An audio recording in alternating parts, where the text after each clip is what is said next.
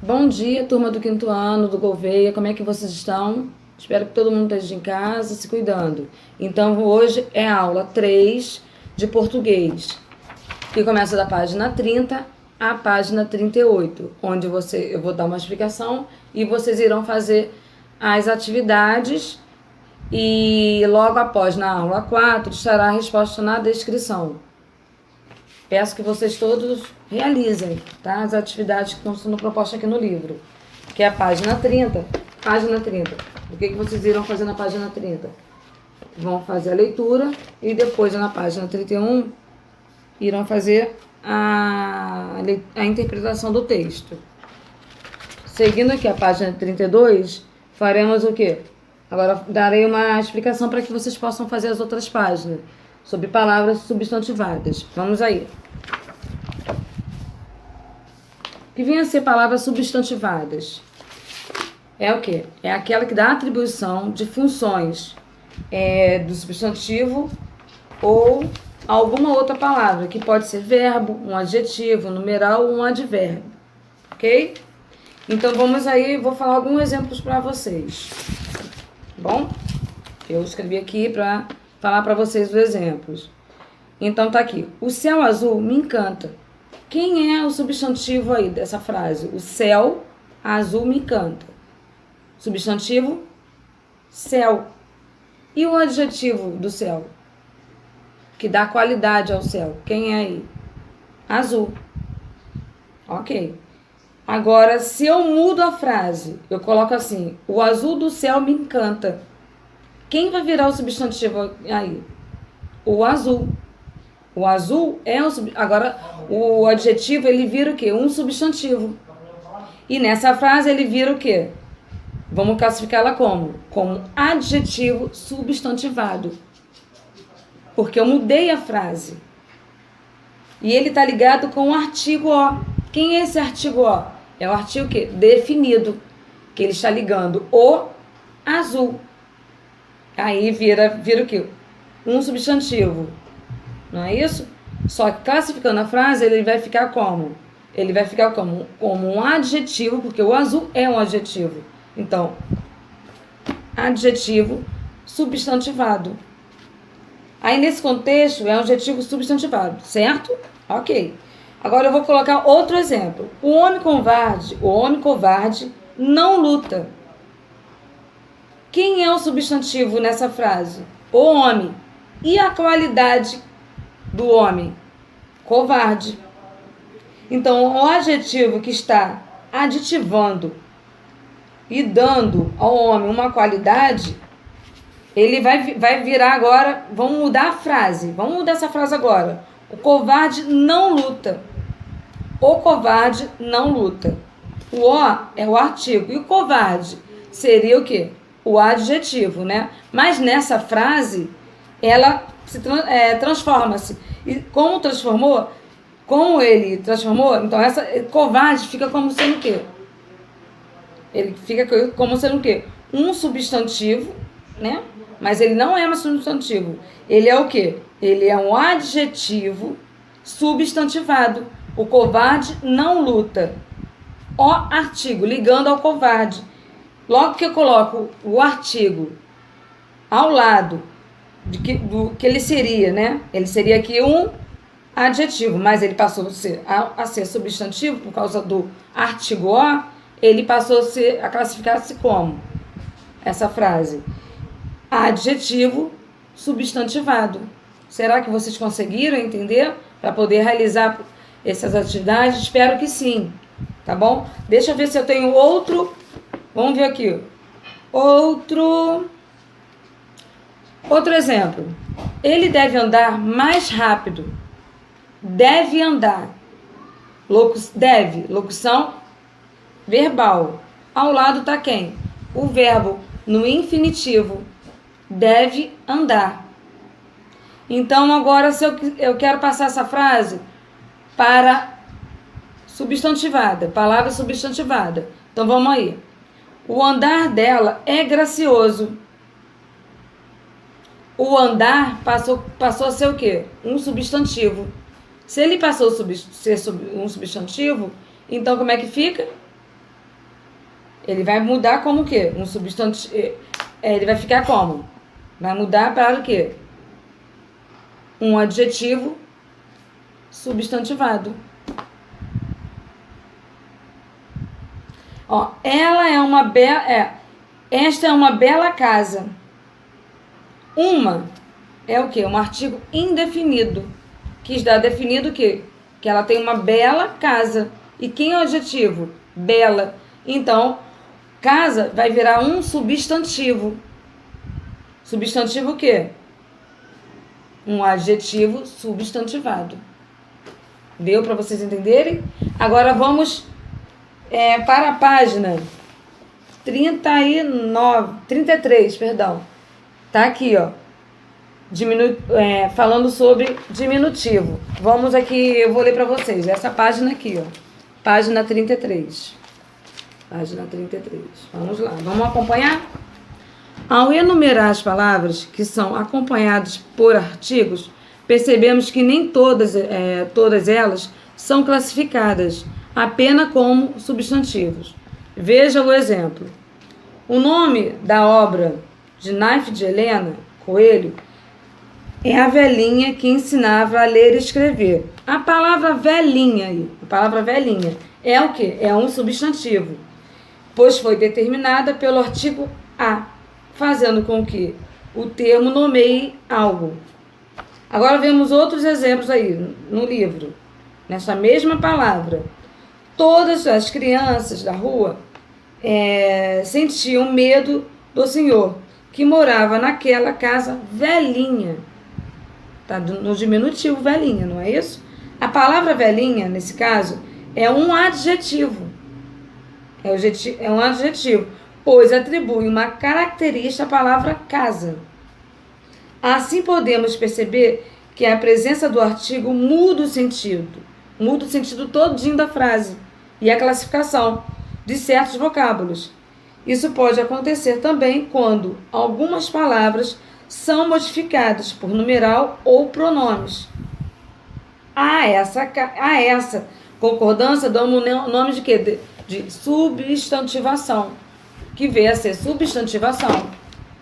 Ela transforma uma palavra em um substantivo ou em algo. Tá bom? Tá aqui, para relembrar. A palavra velhinha é o diminutivo de velha. Você se lembra como os diminutivos são formados? Eles são formados do quê? Zinho, zinha, ito, ita, acho. Entendeu? E vamos aí ao lado agora, página 34. Aqui vocês vão o quê? Realizar a atividade da página 34. Depois, página 35, leitura. Vão realizar a leitura para conseguir interpretar a essa página aqui, que é a página 36. Vocês vão fazer a interpretação do texto da página 36. Logo após, vem a página 37. A 37 aqui, ó. Essa página aqui, que fala sobre o quê? Sobre a capa do livro. Muitos de nós compramos o livro fazendo o quê? Olhando só a imagem. Ah, eu acho a imagem bonita, eu vou comprar o livro. Mas não é bem assim. Você tem que saber o nome do autor, qual autor se refere a esse livro. Aí tem uma página atrás do livro, não tem? Vem escrito tudinho aqui, ó. Essa frase aqui, ó. Vem escrito tudo que está se falando sobre o texto do livro. Aí vem falando tudinho. Aí vocês vão ler e vão ver se vão, né? Vão gostar do livro, o que está sendo falado do livro. E bem claro, aqui está bem claro aqui, ó. Como está o texto aqui no livro. Explicando como o autor passou esse texto. Ok? Aí aqui ao lado, na página 38, vocês vão estar o quê? Respondendo também. Vão explorar também, vai responder o que está se pedindo aqui. Peço que vocês leiam com bastante atenção, façam o exercício com bastante atenção, e essa aula vai estar na descrição 4. Então, vocês hoje vão realizar essa aula 3 e amanhã vocês vão corrigir com o papai ou com a mamãe tudo que está aqui nessas atividades, da página 30 a 38.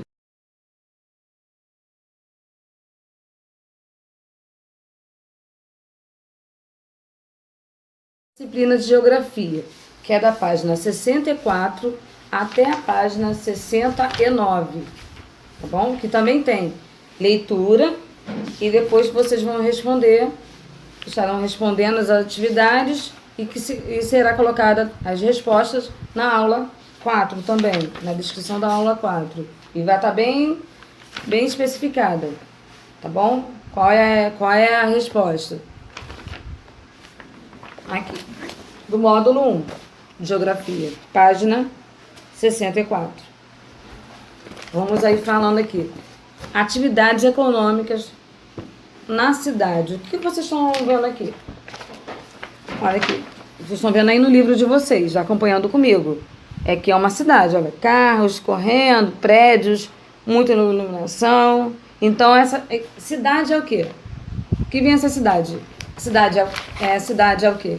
É rural ou urbana? Cidade é o quê? Cidade é urbana. Então, aqui, vocês estão olhando aqui para a cidade que é área urbana. Então, vamos à explicação? Ao lado, página 65. Para começar. As cidades são diversas, grandes ou pequenas, agitadas ou mais tranquilas, com muitas ou concentradas, ou menos, etc. São mais concentradas ou não. Todas apresentam diferenças, mas também semelhanças. Um dos aspectos muito importantes que a cidade tem em comum é a forma como desenvolve sua economia. Você já deu conta, né? Você já se deu conta das muitas coisas e pessoas que podem existir nas cidades? Escolas, padarias, fábricas, delegacias, calçadas, carro, ônibus, isso tudo tem que na cidade, na área que urbana. Todas essas coisas e as pessoas encontram-se reunidas nas cidades. Nesse módulo, vamos entender as atividades e as relações econômicas existentes nelas. Vamos ver alguns exemplos das cidades brasileiras, que é Manaus, Belo Horizonte, Salvador, Porto Alegre. Tá aqui, ó. Essas figuras aqui. Aí, não é opcional. Vocês podem marcar aqui com X qual é a cidade que vocês acham que parece com a sua, que é movimentada igual a sua. Tá bom? Aí vamos para a página 66. Página 66. Vamos na leitura. Vamos fazer junto essa leitura aí. Para aprender. A cidade precisa do campo. Correto. Qual é a diferença entre o que é campo ou área rural e o que é cidade ou área urbana? São paisagens visualmente distintas, mas o que há a mais, né, que é preciso compreender? Será que tudo que tem mato representa campo? E um local cheio de prédios, de carros, que corresponde à cidade?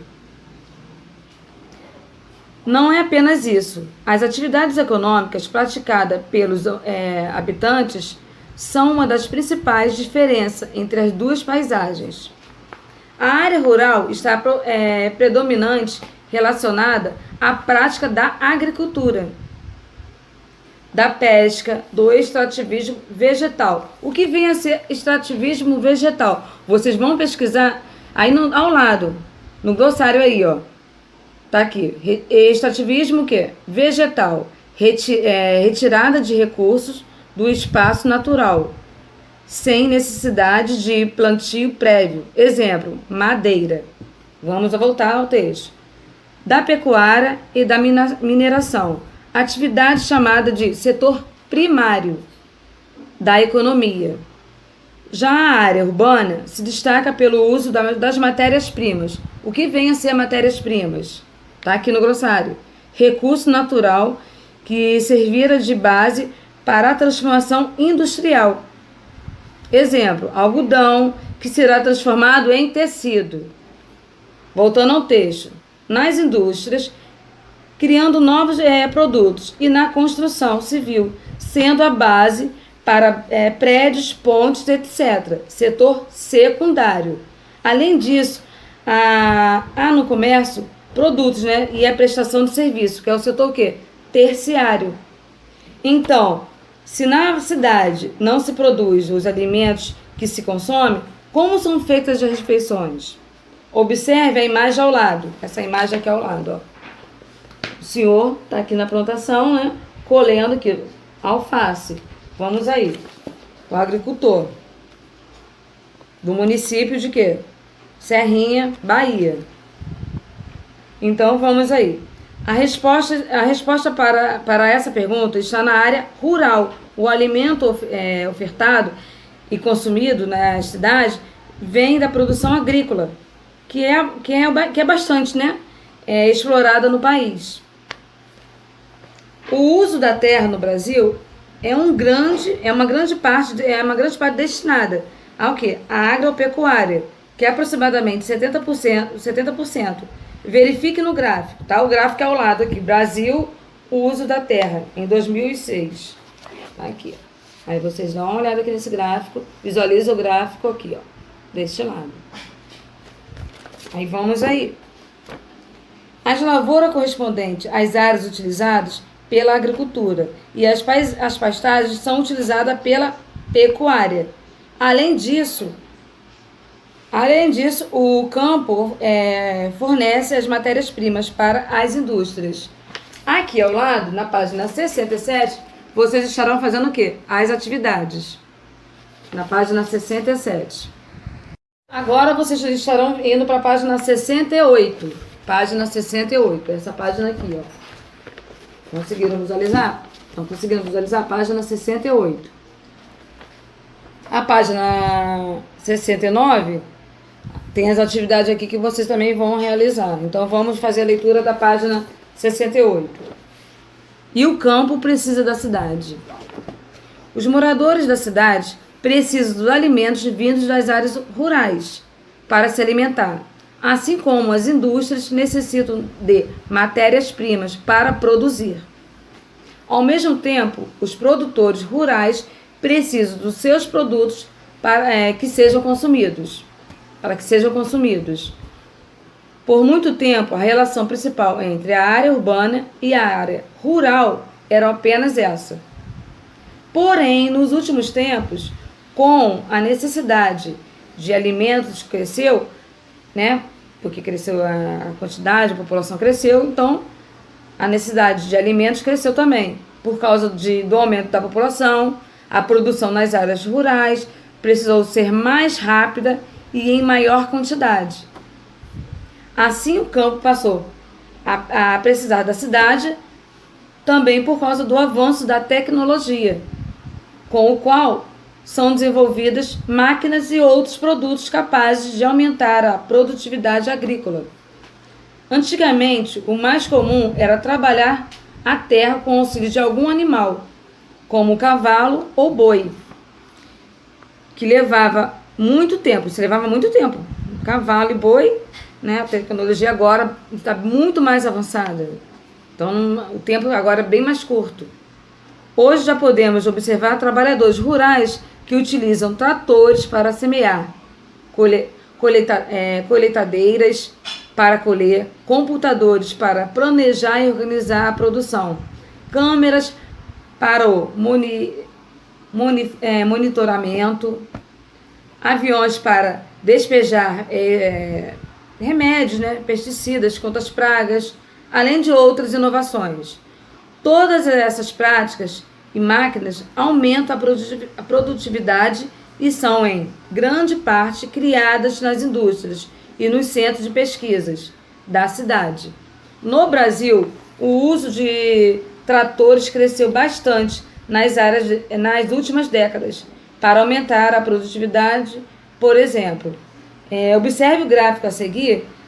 Até 1975 existiam o quê? Nas áreas rurais, pouco mais de 300 mil tratores. Em 2006, esse número subiu. Aqui no gráfico, ó, o número subiu para mais de quê? De 800 mil. Aí aqui vem aqui, ó, o agricultor, né? O agricultor aqui utilizando diferentes tecnologias, como o computador portátil e os tratores para melhorar o quê? A produção agrícola do município. Ok? Agora a página 69. Aí vem falando assim, relação de interdependência, né? Interdependência. A relação de interdependência ocorre quando há dependência mútua entre pelo menos duas pessoas, objetos e o espaço. É o caso da relação entre o ambiente rural e o urbano.